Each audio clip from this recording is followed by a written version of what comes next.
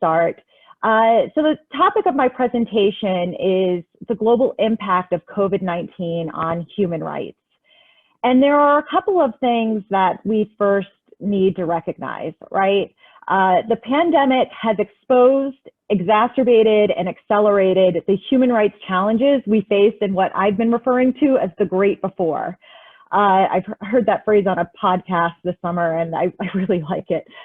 So the idea is for us to see any progress on any of the issues that we're talking about tonight, we have to move beyond this idea of what life was like pre-pandemic or returning to normal, and instead venture into this unknown territory of what a new, more just future would look like. Because to simply return to the way things have been operating before the pandemic, there were still a lot of problems, right? And structural inequalities and racism. So I think that even though this is a scary time that we're all living in and there's a lot of unknowns, I also think that this presents us with an opportunity to think about how we can do right by each other and envision a new world where we are supporting people's life potentials and, creating a world where people can live with dignity. So the first thing I want to do is just a very brief overview about what human rights are. And human rights are rights that we possess simply because we are human, right? These are universal rights that are inherent to all of us, regardless of nationality, sex, national or ethnic origin, color, religion, language, or any other status. And they range from the most fundamental, such as the right to life, to those that make life worth living, right? So right to food, education, work, health, freedom, liberty, education. I said education, right? But we'll even talk about access to water and hygiene. Now, typically, right, if we're conceiving rights as legal entitlements, then states are essentially the guarantors. So if a right has been violated or it's not properly enforced, we turn to the state to rectify that problem. And what distinguishes human rights from, say, other legal entitlements that we have, depending on the state under which we live, human rights are rights that we possess even if the governments or the states that we live under do not recognize or enforce them.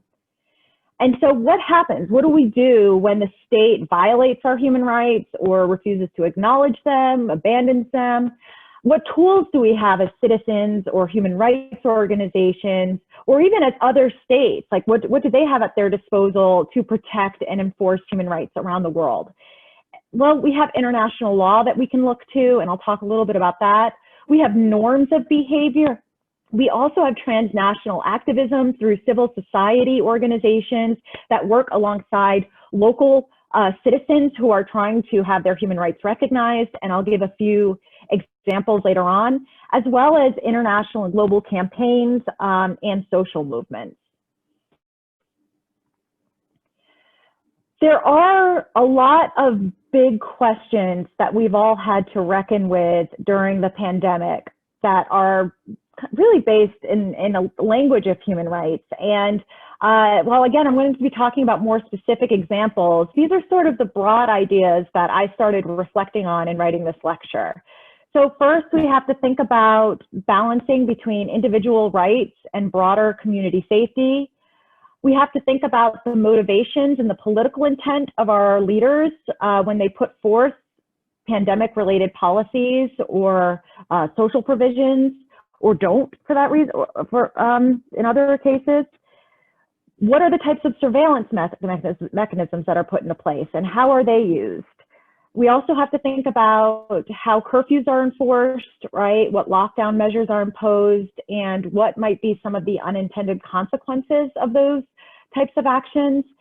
And of course, we have to look at how the pandemic has exposed and exacerbated structural inequalities and forms of structural violence that, again, in many countries already existed. So how I designed this lecture for today, I centered around three big questions, right? How has COVID-19 directly impacted the human rights of citizens around the world? Finally, we can't underestimate the implications of lockdown policies, or when people have to quarantine in their home and shelters or other public services are shut down. So in situations that are potentially where there's intimate partner violence or family violence, right? There's actually been an increase by 30% in some countries, particularly against women and girls. Abuse has proliferated in physical manifestations, sexual and psychological. We also know that women are on the front lines. They are the essential workers, and so they have also faced vulnerabilities, right, without necessarily the protections needed to make sure that they are safe.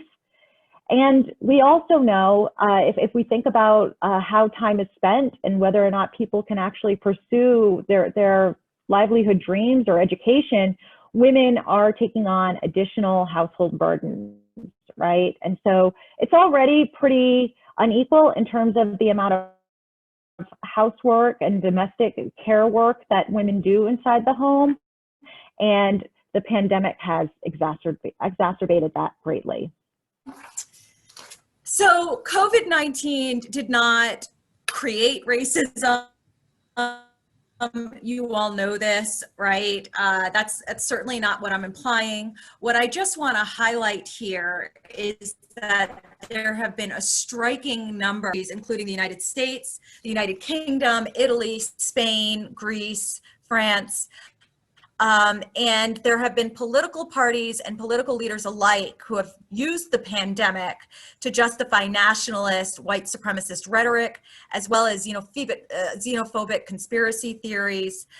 So in the United States, for example, a coalition of Asian American groups have created a reporting center, and they had received almost 1,500 reports of racism, hate speech, and discrimination, as well as physical attacks against Asians and Asian Americans. At least 125 of those incidents were physical attacks, and I have that human rights report in my citations at the end. In the United Kingdom, police forces have actually documented at least 267 anti-Asian hate crimes for the first 3 months of 2020.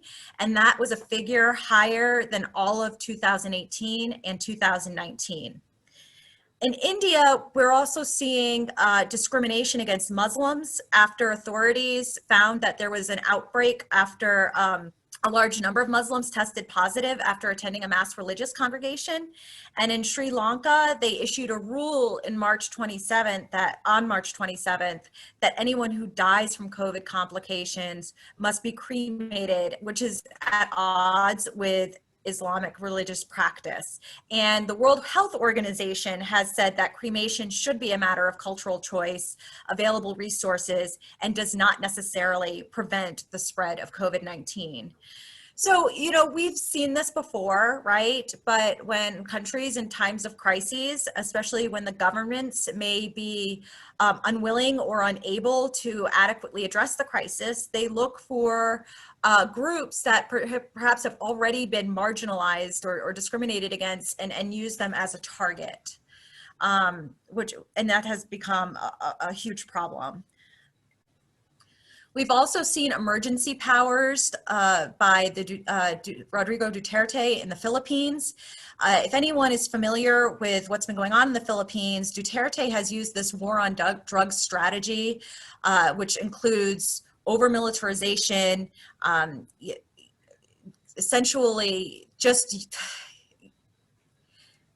being quite violent with tackling some of the drug cartels and the epidemic that has been going on in the country, right? So there's been a lot of extrajudicial killings, actually in the thousands.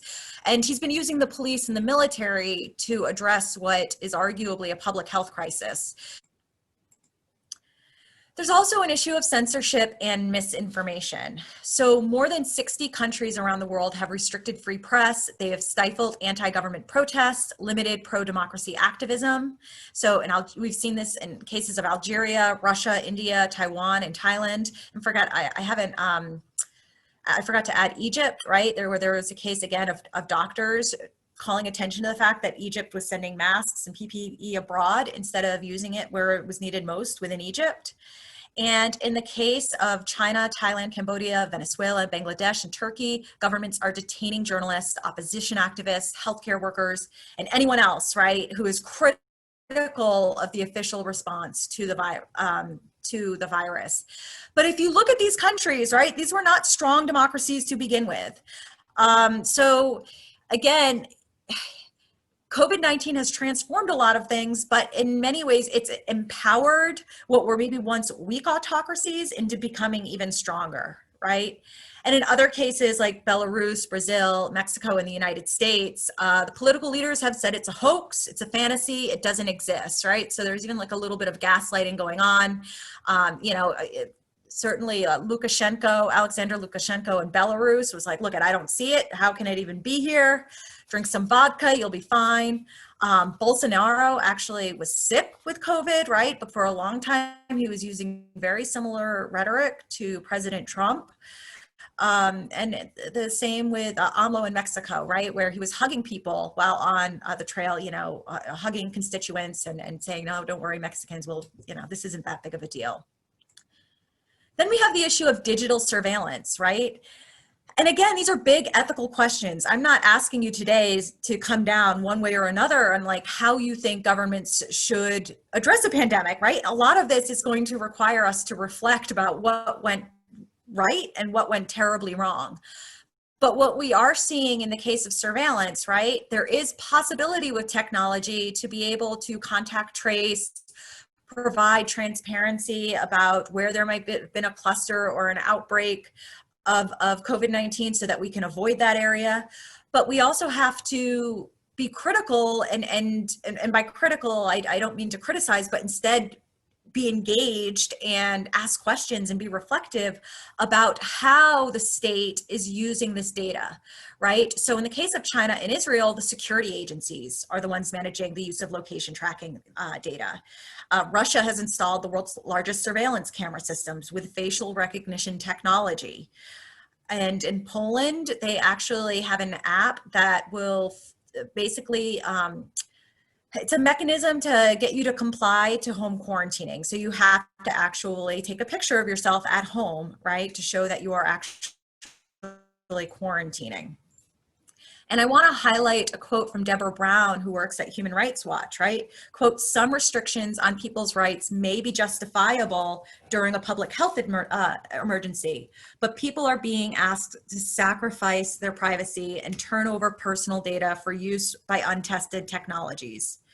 Before turning to data-driven technologies, we have to ask the basic questions. Will it work, and at what cost to our freedoms and health? Time is of the essence, but a pandemic is no time to move fast and break things. So I think there are short-term and long-term questions that we have to ask in terms of who's creating these apps, right? How is data being stored? What will happen once the pandemic is over and that data is no longer needed? What will governments do with it, right? And we can talk a little bit more about that in the chat. As well as like some militaries have specialized knowledge in epidemiology and virology. So, I mean, in the case of Peru and Ecuador, they were able to activate military reserves to help bury the dead. In other cases, right, in the case of Argentina, they actually created like a public health campaign, right? The military worked with the civilian leadership to create a public health campaign. But, there's always the concern. There's an old Latin American saying, right? By reason or force, the military will come in. And if anyone's familiar, at least with Latin American history, there have been many times that the military has justified coups d'etats or national security doctrines using the quote, by reason or force, right? So you're either going to reason with us or we're going to forcibly impose what we think is right for the country. And there's always that concern, right?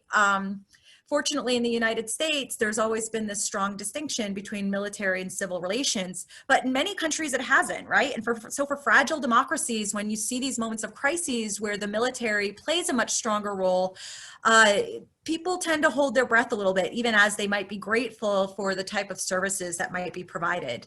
And that's why I also highlight an Argentine civil military expert, right, Ruth Diamant, who basically, is concerned that sometimes the work military institutions do can provide cover for civilian state services, right? So in other words, if it looks like the state's actually providing all of these basic provisions, people might think that the state can also do that again once the military pulls back, and that may not be true. And when the governments cannot provide basic provisions, right, the armed forces then can reposition themselves in politics, and now they have even broader support, right, because they can say to people who might be scared or unsure about how the civilian government is handling it and saying, well, hey, remember when we were here, we were able to deal with this crisis efficiently and effectively. Adam Isaacson from WOLA, the Washington office on Latin America, says empowering the armed forces beyond their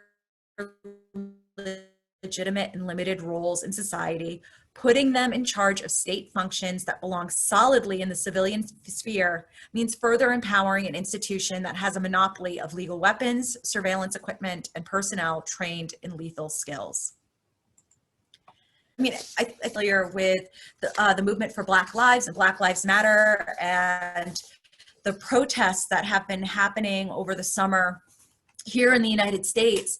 What I've been particularly fascinated about are the global ripple effects that the work and efforts on behalf of people here calling for justice, that idea of Black Lives Matter has had really powerful resonance in other countries.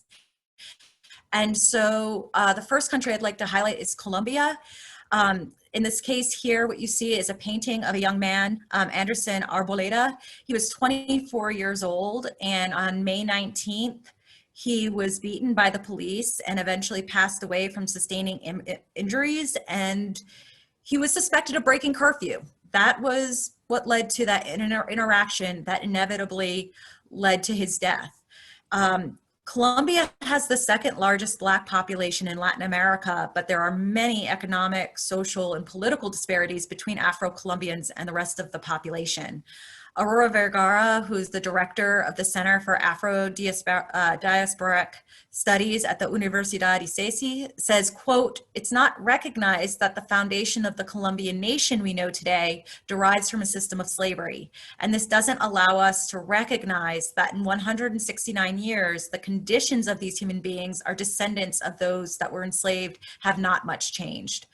So, for Afro-Colombians, what we have been seeing, even more so since the 2016 peace agreement, are a high rate of assassinations by social leaders who are actually trying to fulfill the peace agreement, by some are illicit actors, right? But we've also seen it by state agents. In other cases, the state's just not there to protect them. And land inequity is a huge issue in Colombia, right? That disproportionately affects Afro-Colombians. The same can be said in the case of Brazil. If any of you are familiar just a little bit with Jair Bolsonaro, he is incredibly racist and sexist, homophobic, and it was a problem before him, but he has certainly even exacerbated it for Black Brazilians. The rate of police brutality has skyrocketed in recent years, to the point that the number of extrajudicial killings and state violence is higher now, right, in quote unquote democratic Brazil than it was during the authoritarian regime. And then the other picture here is of Jen Reed, who is a Black Lives Matter activist, and a local artist, Mark Quinn, who designed the statue, and that replaced the Edward Colston statue in Bristol in the United Kingdom. And Edward Colston was a slaveholder.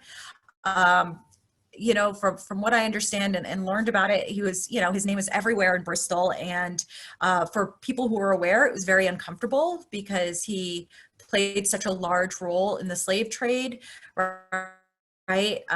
For others, didn't even really think much about it. And so they tore that statue down and replaced it with the one that I have pictured here. And in a joint statement, both Jen Reed and Mark Quinn said, "We want to keep highlighting the unacceptable problem of institutionalized and systemic racism that everyone has a duty to step up to, right, or stand up to." And I think, as most of you probably are aware, I lost them. Did I? Oh, okay, I'm still there. Okay. I thought I lost you for a minute. As you all probably are aware, right? COVID-19 has disproportionately affected Black Americans here, and people of color here.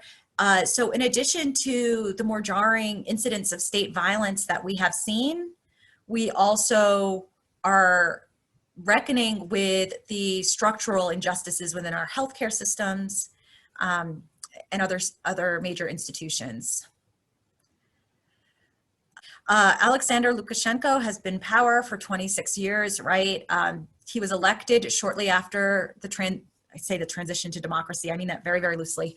But once he was elected, right, there was never really ever free or fair elections again. There's always been crackdown on the press.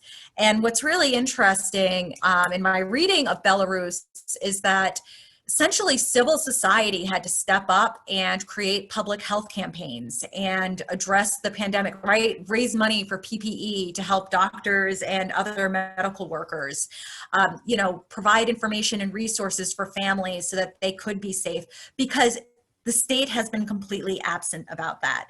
And there was a great quote, I think it was from a Guardian article, right? Where like one of the civil society activists were just like, this is what happens, right? We had to fill a role that the state was refusing to play, and now that's actually led to political engagement, right? Our our civic engagement has transformed into political engagement.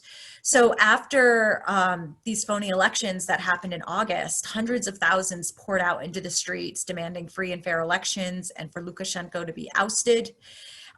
There have been severe human rights violations since, including torture, police brutality, detention.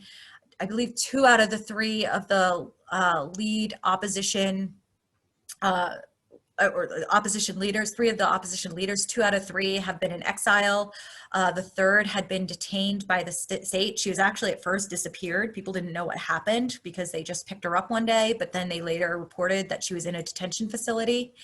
And since then, the protests have still been going on, but Lukashenko has been doubling down with Vladimir Putin's financial support. In Hong Kong, Thailand, and also Taiwan, I didn't have a picture of Taiwan, we see there's been some sort of digital transnational activism called the Milk Tea Alliance, right? But these are also pro-democracy supporters who have been very critical about their governments. They want more democracy, and they've also been upset in how their political leaders have addressed the pandemic. So I just wanted to return to the first slide I showed all of you, right? That instead of thinking about what life would be like pre-pandemic, we can think about what our new future is going to look like that addresses these current challenges, right? But also we start to rectify some of the more structural issues that have always led to repression and oppression for some of our fellow citizens, right? At home and around the world. We have a question in the chat. Hey, this question is, don't you think that one of the biggest problems is that the populist and nativist regimes were already undermining? Yes, yes. Yeah, I completely agree with you, Dr. Hayes. That is one of the biggest problems, that in some ways this pandemic has actually gave more oxygen to the fire, so to speak, that these populist regimes that already existed in the first place now can continue to, find excuses to undermine or to scapegoat, right, or to justify policies that maybe were, didn't have a lot of political support, and they are hoping they'll gain more support. I think, and to your second part, right, when we talk about the international stage, like the EU, NATO, G7, and UN, yeah, it's very difficult because where's the global leadership on these issues, right? I've been struggling with that. Even if we think about what's been happening in China with the genocide of the Uyghurs, right, in the detention camps, what has been this, like, this is, you know, mass atrocity occurring, and where is the global response, right? Leadership is very important, and, you know, political leaders who, you know, are, you know, political leaders representing powerful countries have a responsibility to step up and not retreat. And, you know, when that happens, it becomes very difficult to build a coalition. Not to say it doesn't exist, but it becomes more difficult. I think that's my initial thought. Any other questions or thoughts?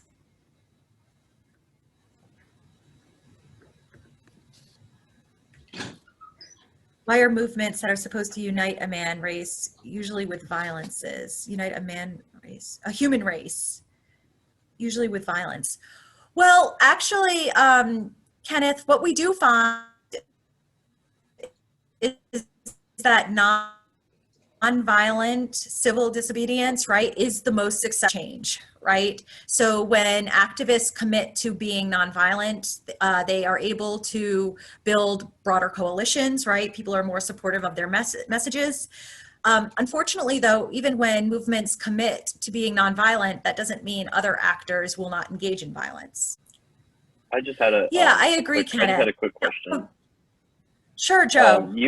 You mentioned that you started talking about surveillance cameras and facial recognition in the United States. Yeah. And compare it to other countries. So are you referring to, like, to see if they're wearing masks? No, so I actually didn't talk too much about the United States, although we do volunteer a great amount of our data when we participate in social media platforms, right? In the case of Poland, what they had is an app for facial recognition to show that you are at home quarantining. So it's a way to document your location, and then you essentially take a picture of yourself to verify that you are actually at home quarantining. Yeah, because, like, I know that after 9/11 in the United States, like, facial recognition, well, just a whole lot of security measures were put in place. And I was wondering, like, what would the general thought be in the United States, like saying, hey, we're going to implement facial recognition to see if you're wearing, you know, masks in public spaces, but, like, you know, there are already facial recognition technologies. So it'd just be interesting to see what the poll would be. Okay, so I think they don't even have a national mask mandate. So I don't, and there's already been pushback, right, in certain parts of the country on local level for masks. So I imagine that public reaction to any sort of mandatory use of an app that requires facial recognition to show that you're wearing a mask would not go over well. So I think a lot of let's assume that there is an app that exists where you can voluntarily report your data, right? Maybe share if you have been sick, these are the most recent places that you went to, right? But that's voluntary compliance. And the idea is that people it's out of the spirit of goodwill that people are going to share this data to help protect others, right?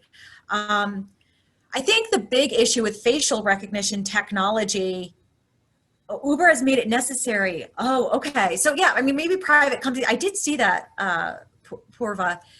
I think the big issue with the facial recognition technology is that it's been really bad, right? Especially when it comes to people of color, right? It's just, there are some racial biases that have emerged from this type of technology that, at least from, you know, the idea of police or any sort of security agency using it, even if it's promoted for the greater good, I'm sure is incredibly disconcerting because of some of the problems that have emerged from it. But yeah, I think that's right, Purva. I think Uber has implemented something like that. Emily, how do we gather data about domestic violence increasing during the pandemic? Yeah, it is difficult. So one way that we can measure is maybe the amount of phone calls that are being made to crisis centers. So when I worked at a domestic violence agency after college, that was one of the ways that we tracked statistics, right? Was the number of phone calls made for people asking for referrals, or if they, especially for maybe other resources, or we had trained volunteers for people who are just in a crisis situation and needed to talk to someone to make a safety plan. And then we had a safe home that we would work to put to help families if they were in emergency. So certainly the volume of requests might still exist. Unfortunately, the capacity has shrunk because of concerns of, of housing multiple families in one home, right? And the spread of COVID. So I think in addition to the rates increasing, right, because of being under quarantine, pressures, financial, there's a lot of reasons why intimate partner violence exists, right? But we also know that the resources available for people who are seeking to leave a situation have been diminished. Jackson, I asked earlier, maybe I've gotten, do you think the increase in domestic violence has anything to do with increase in suicides? So Jackson, I do not have statistics in front of me, right? But we do know that there is a relationship between domestic violence and suicide. I can pull up those statistics and email you.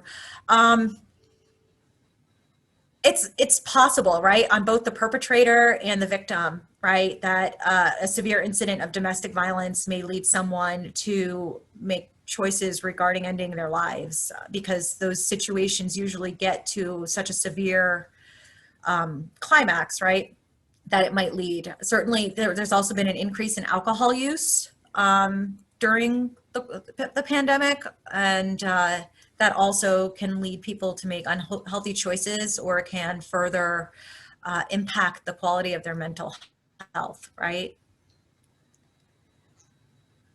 Yeah, inequities in education. How can a society, this is a wonderful question, Zach. How can a society ensure quality education and health and safety for all? Zach, I think you're on the forefront of it, right? And please, like any of your faculty, who I really appreciate, if you're on the call and you want to jump in, I think we are trying to figure that out right now. I think all of you know, maybe online learning is working for some of you. It may not be for all of you, right? So we have to figure out, how do we offer the best quality education for you with the limited resources we have? But we also know that there are deep pockets of this population where they do not have access to internet, or a quiet place at home where they can like everything is interlinked, right? Having access to, first of all, shelter, right? What happens if you're a student who's homeless? Which, and so you're maybe in between places. And so you don't even have a steady place where you can sit and focus and work. What if you're dealing with food insecurity issues? So I think any answer to your question, Zach, is going to require us to think in like big holistic ways, that it's not just about like our immediate pedagogy, although certainly that's going to be part of it, right? How do we make sure that we maximize the amount of opportunities that students have to learn, and to be able to do it in a way that's with dignity? But we also have to look at all these other factors that the pandemic is influencing, which could make their access to education more insecure. That's just a thought.